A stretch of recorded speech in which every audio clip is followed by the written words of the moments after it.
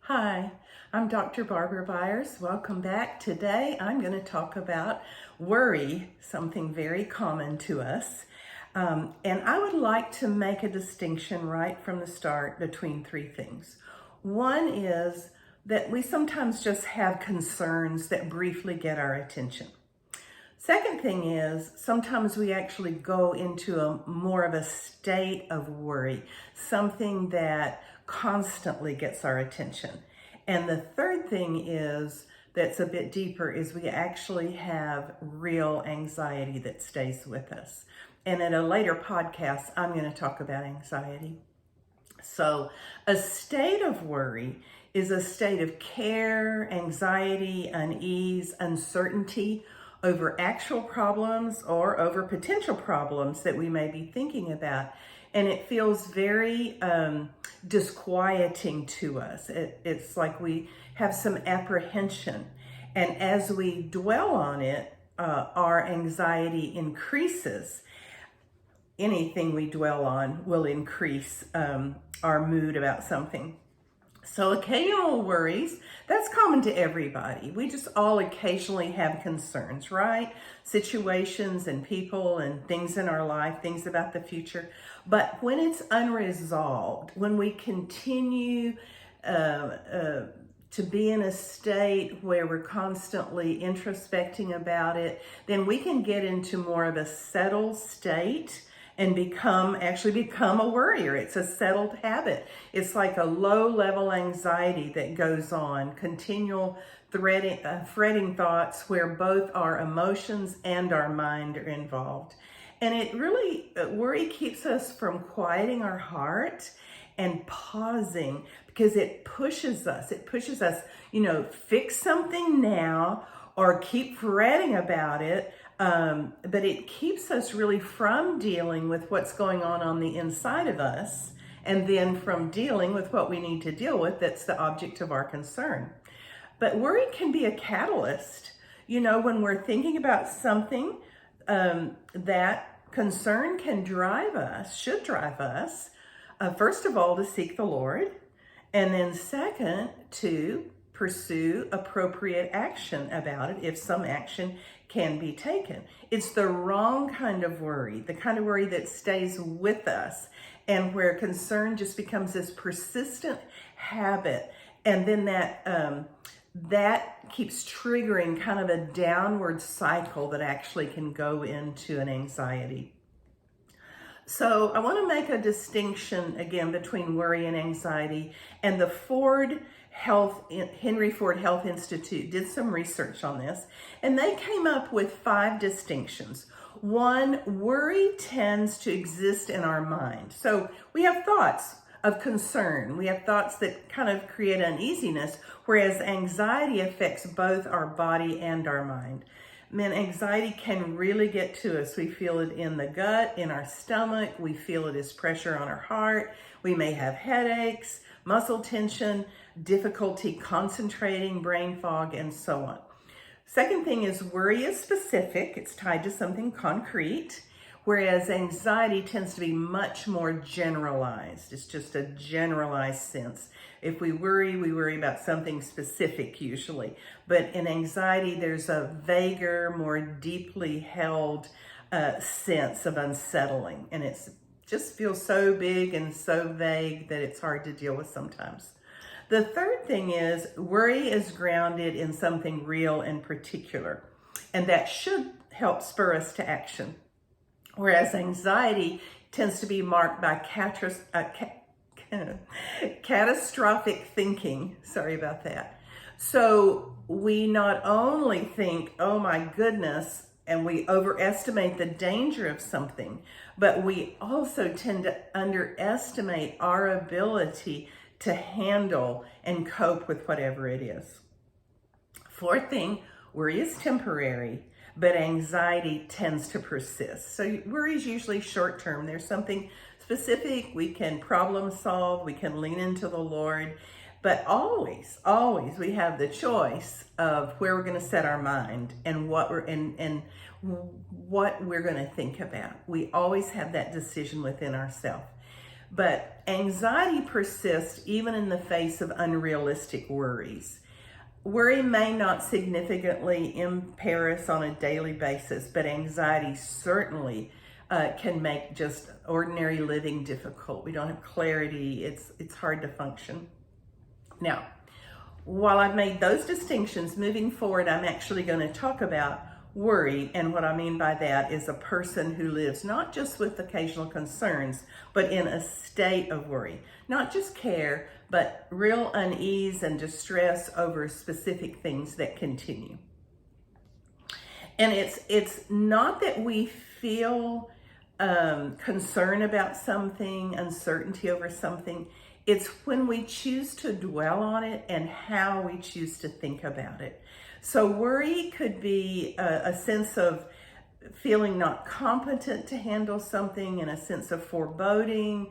We feel apprehensive. And so it's sort of like, well, I don't even know where to start and what to do and how to think clearly to approach this issue. And then we can start feeling guilty and ashamed and just get in a place where we are rather paralyzed about moving forward.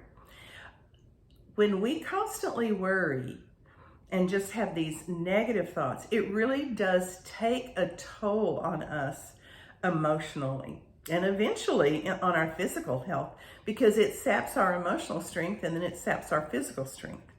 So I call these my 5 Ds of worry. This is just something I put together. The first is dread. Dreading is having a constant, uneasy, negative expectation. Oh no, that thing's coming up and I have this foreboding about it. Second D is distraction.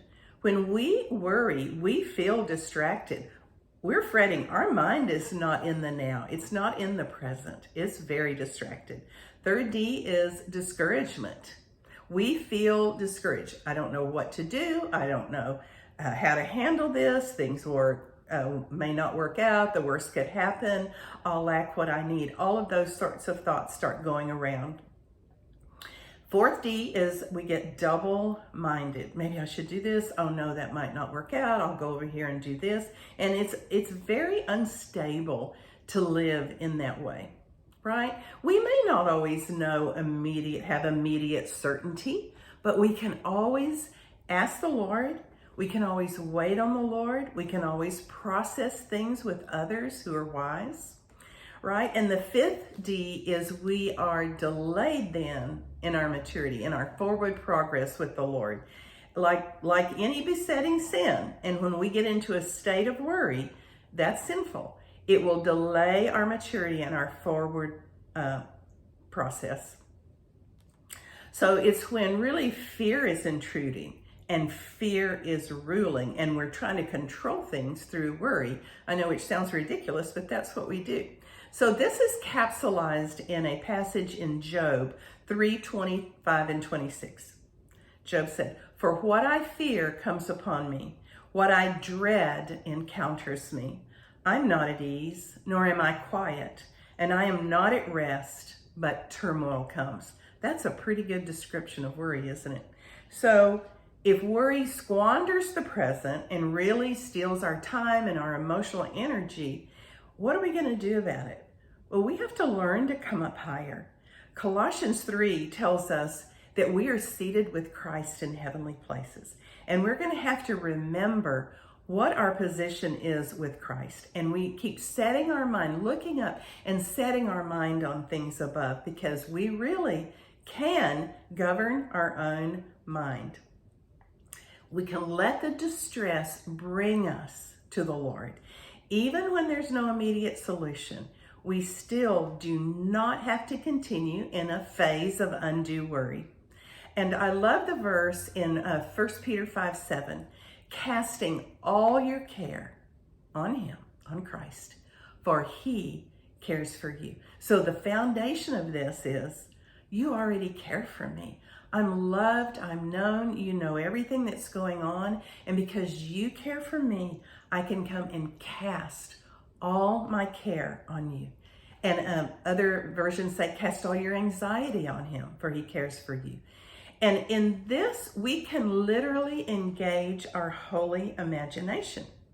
So we can see that care. Sometimes I'll just see it held in my hand and I bring it to the Lord and I see the Lord take it. I see him. I see myself casting my care and him accepting that care. And then I trust now that he's at work. And this takes practice. We have to learn to cast our care on the Lord. And 5 minutes later, if we're trying to clutch it back to ourselves, we say, oh no, I have cast my care on the Lord, and continue to do that. 2 Corinthians 7:1 in the Message says, let's make a clean break with everything that defiles or distracts us. Make a clean break with worry as a habit. Just declare war on it. I no longer agree with this. Lord, by your grace, I'm going to set in some new things. John 14:1, Jesus said, let not your heart be troubled, neither let it be afraid. You believe in God, believe also in me. And then again later in verse 27, he says, peace I leave with you, my peace I give to you. Not as the world gives do I give to you. Do not let your heart be troubled, nor let it be fearful. And we have to say yes to the word of the Lord. We have to say, you're right.